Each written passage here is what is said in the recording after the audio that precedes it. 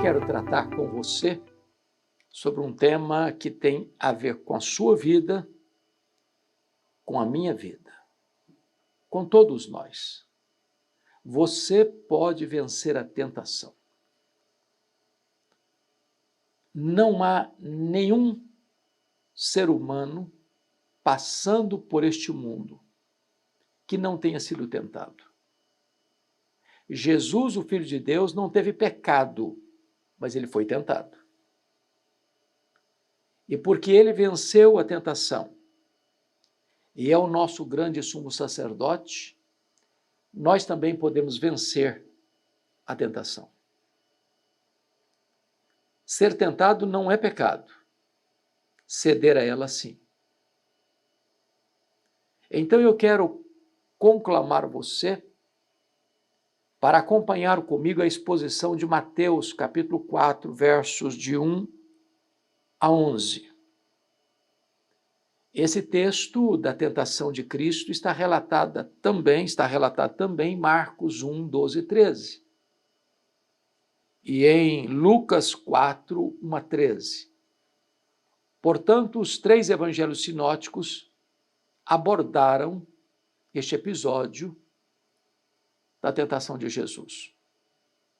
Quando essa tentação ocorreu? Logo depois do seu batismo no Rio Jordão. Ele foi batizado no Rio Jordão e ali estava presente a Trindade. O Pai falando: "Este é o meu Filho, meu amado, em quem eu me comprazo." Ali estava Jesus, a segunda pessoa da Trindade. E o Espírito Santo desceu sobre ele em forma de pomba e o encheu da sua presença. Agora note que tanto Mateus, quanto Marcos, quanto Lucas nos informam com verbos diferentes o episódio da tentação. Mateus diz: a seguir Jesus foi levado pelo Espírito ao deserto para ser tentado pelo diabo. Marcos 12 é mais enfático, Marcos 1, 12. E logo o Espírito o impeliu, não é apenas levado, mas impelido, o Espírito impeliu para o deserto, onde permaneceu 40 dias sendo tentado por Satanás. Estava com as feras, mas os anjos o serviam. E Lucas informa: Jesus, cheio do Espírito Santo, voltou do Jordão e foi guiado pelo mesmo Espírito ao deserto durante 40 dias, sendo tentado pelo diabo. Então, Jesus sai do sorriso do Pai para a carranca do diabo. Ele sai da água do batismo para o fogo da tentação. Ele sai do Jordão para o deserto. Ele sai da companhia do Pai, do deleite do Pai e da plenitude do Espírito Santo para enfrentar os ardis do diabo e as feras do deserto. Então, ele é levado para o território do inimigo para vencer o inimigo no seu território. O primeiro Adão caiu num jardim. O segundo Adão, Jesus, vence o diabo no deserto. Então, acompanhe comigo, por gentileza, a exposição do texto à luz de Mateus 4, de 1 a 11. A seguir, Jesus foi levado pelo Espírito ao deserto para ser tentado pelo diabo. Antes de Jesus dar início ao seu ministério, era necessário que ele triunfasse sobre o diabo. Então, ele que nasceu em Belém, passou parte da sua infância no Egito, retorna do Egito e vive em Nazaré da Galileia até os 30 anos como carpinteiro. Aos 30 anos ele sai de Nazaré e vai ao Jordão, é batizado. Do Jordão ele é levado ao deserto, ao monte do deserto, ao monte da tentação. E aqui estamos nesse episódio. Depois o texto diz: e depois de jejuar 40 dias e 40 noites, teve fome. Note você que o texto de Marcos nos informa que durante os 40 dias ele foi tentado, onde permaneceu 40 dias, sendo tentado por Satanás. A mesma informação nos é dada por Lucas, capítulo 4, verso 2, durante 40 dias sendo tentado pelo diabo. Então, preste atenção que ele não foi tentado ao final de 40 dias, depois de jejuar e ter fome. Não, ele foi tentado no processo, durante 40 dias. Ele estava num local inóspito. Conforme Marcos, ele estava ali com as feras. Ao longo desses 40 dias, tentado. Ele está jejuando. Nenhum dos evangelistas nos informa que ele estava orando, mas nos informa que ele estava jejuando. Pressupõe que ele também estava orando. Mas o texto de Mateus vai dizer, depois de jejuar 40 dias e 40 noites, teve fome, é natural. Então o tentador, aproximando-se, lhe disse, se és filho de Deus, manda que estas pedras se transformem em pães. E aqui tem a primeira tentação, que é a satisfação física a qualquer custo. É natural que quem está jejuando há 40 dias está com fome. E ele tinha poderes extraordinários, que ainda não tinha começado a realizar. Mas Satanás sabia que ele tinha esse poder. Então Satanás se aproxima, o diabo se aproxima com uma sugestão. Não passe fome. Use o seu poder para satisfazer sua necessidade. Lá no vale tem uma multidão faminta e pronta a seguir qualquer operador de milagres que possa encher a panela e satisfazer o estômago. Você vai ser aplaudido e reconhecido? Então, transforma essas pedras em pães. O que Satanás está propondo é que Jesus devia usar o poder que ele tinha para satisfazer suas necessidades físicas a qualquer custo, ainda que por sugestão de Satanás. Eis a tentação. É quando você, buscando uma coisa legítima, que é pão, para quem tem fome, buscar esse pão de qualquer modo, de qualquer forma, ainda que por sugestionamento de Satanás. E desta maneira Jesus se capitularia à proposta de Satanás. E fazer aquilo que aparentemente é certo por orientação de Satanás é um erro. É cair na armadilha dele. A resposta de Jesus é importante. Está escrito, Jesus, porém, respondeu. Está escrito, não só de pão viverá o homem, mas de toda a palavra que procede da boca de Deus. Então, a primeira coisa que Jesus fez foi voltar para as Escrituras, está escrito. Eva caiu no Éden porque, quando ela foi citar a palavra de Deus, ela torceu a palavra de Deus, ela acrescentou algo à palavra de Deus, ela retirou algo da palavra de Deus, e ela demonstrou então sua fragilidade, mas Jesus disse, está escrito, e citou o texto, na íntegra. Não só de pão viverá o homem, mas de toda a palavra que procede da boca de Deus. O homem depende de Deus e não do pão. O homem depende da palavra de Deus. Satisfazer suas necessidades físicas a qualquer custo, a revelia da palavra de Deus é cair em tentação. Jesus, portanto, vence essa tentação, porque diz o texto de Lucas 4, que ele estava cheio do Espírito Santo, e agora diz Mateus que ele está jejuando 40 dias, e agora diz que ele está cheio da palavra de Deus, e profere com fidelidade a palavra de Deus, e a palavra de Deus é a arma, é a espada do Espírito que vence a tentação. Então, vamos à segunda tentação do diabo. Versículo 5, Mateus 4, 5. Então o diabo o levou à cidade santa, colocou-o sobre o pináculo do templo e lhe disse, se és filho de Deus, atira-te abaixo, porque está escrito, aos seus anjos ordenará a seu respeito que te guardem, e eles te sustentarão nas suas mãos para não tropeçares de alguma pedra. Quando Satanás percebeu que Jesus está citando a Bíblia, então ele também vai citar a Bíblia. E a tentação agora é confiança à revelia da promessa. Quando você tem uma confiança à revelia da promessa, isso não é fé, isso é presunção. E o que acontece agora? Satanás leva Jesus, é claro que em espírito, ao ponto mais alto, ao pináculo do templo, e cita para ele o Salmo 91. Agora, preste atenção, Antônio Vieira já dizia isso, palavra de Deus na boca do diabo não é palavra de Deus, é palavra do diabo. Porque o diabo é um péssimo teólogo, é um péssimo hermeneuta, é um péssimo exegeta. Quando ele cita a palavra de Deus, ele não a cita com fidelidade. Ele tira, ele acrescenta, ele torce. E nós não temos o direito de retirar da Escritura o que está nela para amainar a promessa.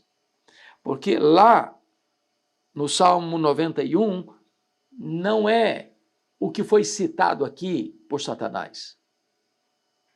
É importante entender isso, e eu vou recorrer ao Salmo 91 para você perceber esta verdade.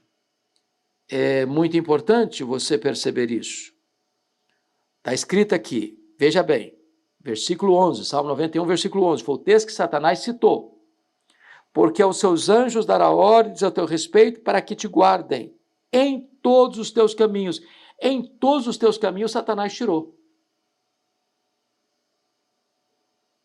Eles se sustentarão nas suas mãos para que não tropecem em alguma pedra. Então, quando é que Deus guarda? Quando é que tem a promessa dos anjos guardarem para não tropeçar? É quando você anda em todos os caminhos de Deus.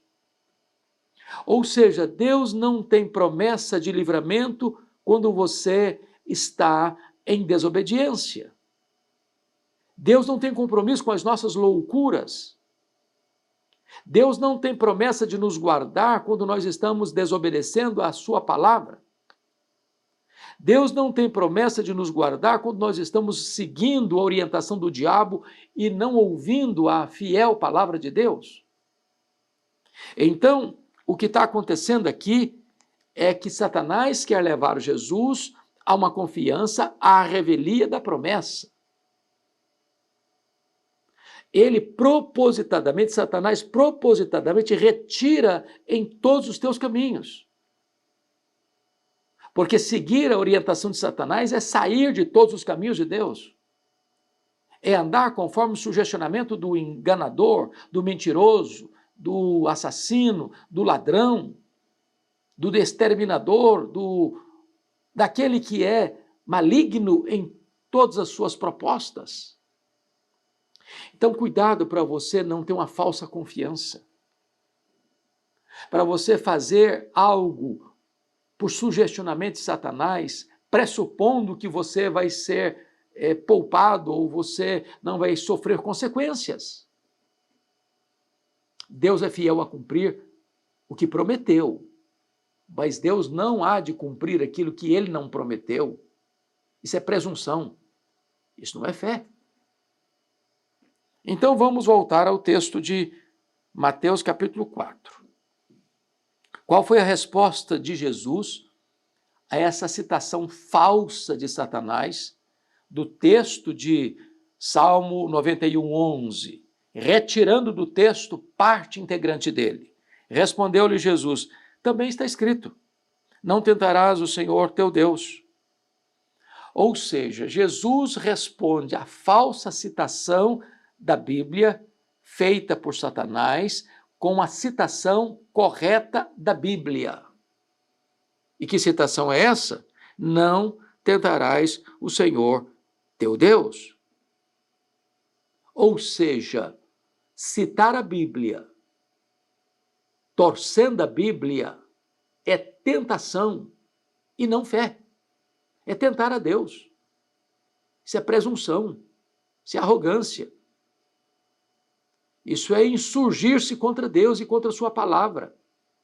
E então Jesus rebate a falsa citação com a verdadeira citação, dizendo: não tentarás o Senhor teu Deus.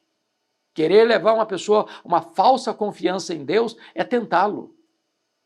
Portanto, Jesus vence o diabo mais uma vez com a palavra de Deus, citando a palavra de Deus corretamente. A Bíblia, a palavra de Deus, é a espada do Espírito. Então, vamos à terceira tentação de Satanás. Levou-o ainda o diabo a um monte muito alto. Mostrou-lhe todos os reinos do mundo e a glória deles. E lhe disse: tudo isso te darei, se prostrado me adorares. A tentação aqui é poder a qualquer custo.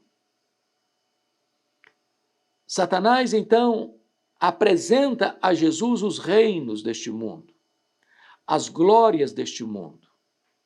E agora ele não tem mais as unhas camufladas, as garras camufladas. Ele que a princípio estava como que preocupado com Jesus, dizendo: se tu és filho de Deus, então transforma essas pedras em pães. Você ouviu no Jordão Deus falando: tu és meu filho, o meu amado em quem me comprazo. Então, já que tu és mesmo filho de Deus, então faça esse milagre para atender a sua necessidade. Não logrando êxito, instigou uma falsa confiança, numa falsa promessa, porque retirou do texto as condições da promessa. Agora, então, ele desmascaradamente, nua e cruamente, ele propõe que Jesus se prostre e o adore, com a promessa de que daria a Jesus todos os reinos e as glórias desses reinos. Mas algumas coisas a pontuar aqui. Primeiro, Satanás nunca foi dono de nada e nunca há ser dono de nada. Ele é um farsário, ele é um mentiroso, ele é um enganador. Salmo 24, versículo 1 diz que do Senhor é a terra e a sua plenitude e tudo quanto neles há. As riquezas dos reinos deste mundo não pertencem ao diabo, pertencem a Deus. O Senhor é o dono da terra, do céu, dos mares, das planícies, dos montes, dos peixes, das aves, dos animais aquáticos, dos animais voláteis. Deus é dono dos astros, Deus é dono dos minerais, do ouro, da prata, Deus é dono das galáxias, Ele é o dono de tudo. O diabo não tem nada e nunca vai ter nada. Ele promete o que não pode cumprir, ele oferece o que não pode dar, ele promete mundos e fundos e paga com tristeza, com dor, com remorso, com condenação. Ele está prometendo o que não é dele. Ou seja, ele oferece um poder a qualquer custo. E quantas pessoas, convenhamos, têm caído nas lábias do diabo e vendido a sua alma ao diabo para ter dinheiro, para ter riqueza, para ter sucesso, para ter fama, para ter prazer, para ter as taças borbulhantes de prazer deste mundo que não passam de uma enganação. Qual foi a resposta de Jesus? Então Jesus lhe ordenou, agora não é uma palavra, agora é uma ordem. Agora é uma ordem. E qual é a ordem? Retira-te, Satanás, porque está escrito: ao Senhor teu Deus adorarás e só a Ele darás culto. Então, primeiramente, Jesus manda Satanás bater em retirada. Não tem conversa, não tem diálogo. Tem uma sentença: retira-te. E tem uma correção teológica. Qual é a correção? Ao Senhor teu Deus adorarás. E agora preste atenção. E só a Ele darás culto. Ou seja, qualquer adoração que não seja a Deus é uma falsa adoração. prostrar-se diante de Satanás, prostrar-se diante de uma imagem de pedra, de ouro, de prata, de bronze, prostrar-se diante de um ídolo, prostrar-se diante de um deus pagão, prostrar-se diante de Satanás é uma falsa adoração. Só o Senhor teu Deus adorarás, só o Senhor teu Deus prestarás culto. Então Jesus está aqui condenando o culto a Satanás, o culto aos ídolos. Somente Deus é digno de receber a honra, a glória e o louvor, porque dele é o poder e a glória para sempre. Então, conclui o texto dizendo: com isto, o deixou o diabo, e eis que vieram os anjos e o serviram. Veja você que Jesus está num lugar inóspito, um deserto. Jesus está jejuando 40 dias, portanto com fome. Jesus está com as feras. Jesus está sendo tentado, e tentado em 3 áreas: a satisfação física, a confiança, a revelia da promessa e o poder a qualquer custo. E Jesus não negocia princípios, ele não negocia valores diante da pressão e da sedução do inimigo, do tentador. Jesus está cheio do Espírito Santo, Jesus está cheio da palavra, Jesus está jejuando e possivelmente com toda garantia, porque pressupõe a oração, orando. Jesus está plenamente governado pela palavra e Jesus triunfa sobre Satanás, dando uma ordem a ele: retira-te. É importante destacar que Jesus estava num lugar inóspito, um deserto. Jesus estava cercado de feras. Jesus estava jejuando há 40 dias, portanto com fome.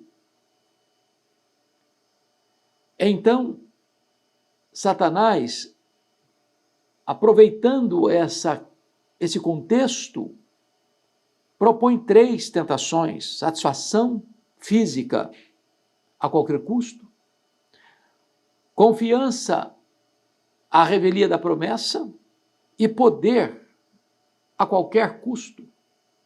E Jesus vence todas essas 3 tentações citando com integridade a palavra de Deus. Diz o texto que Jesus é guiado pelo Espírito do Jordão ao deserto, ele é compelido do Jordão ao deserto, com o propósito de vencer o diabo em seu território. E o texto de Mateus 4, versículo 11, conclui assim: com isto, depois que Jesus dá uma ordem: retira-te, Satanás, só o Senhor teu Deus adorarás, e só a ele prestarás culto. Com isto o deixou o diabo, e eis que vieram os anjos e o serviram. Em vez de Jesus servir a si mesmo, usando o seu poder para atender às suas necessidades por sugestionamento de Satanás, Jesus diz: não só de pão viverá o homem, mas de toda a palavra que procede da boca de Deus. Então vêm os anjos e o servem, possivelmente, no contexto, trazendo-lhe uma mesa e um banquete no deserto. Mas eu quero encerrar levando você para Lucas, capítulo 4, que retrata essa mesma tentação.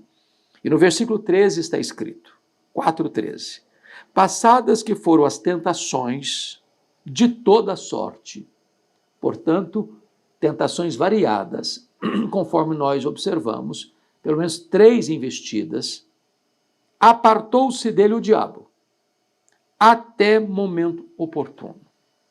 Somente Lucas relata esse fato, apartou-se dele até momento oportuno. Porque o diabo voltou, com outros estratagemas, usando outras armas, outras pessoas.